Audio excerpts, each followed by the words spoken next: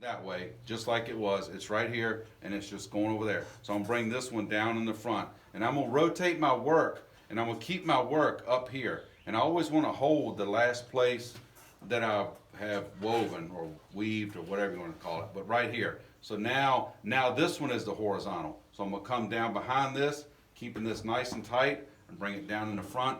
And I'm holding tension this way. You don't want this thing to be loose, because if this thing gets loose, your whole basket's gonna be loose, okay? So now this one is the horizontal, and now the one at the back is coming down to the front again, okay? So there's my horizontal, here's the one at the back. Bring this down. And I'm just gonna continue that 3 or 4 courses around, okay? And you can see they're overlapping in the corners.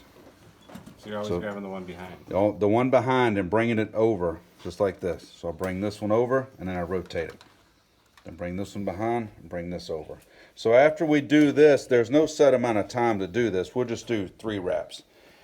Then we're gonna start what we call twining or pairing. And that's gonna be, we're gonna work these 2 weavers around. And the one at the back is always gonna come to the front. So we're over, you see this weaver right here is over this bunch.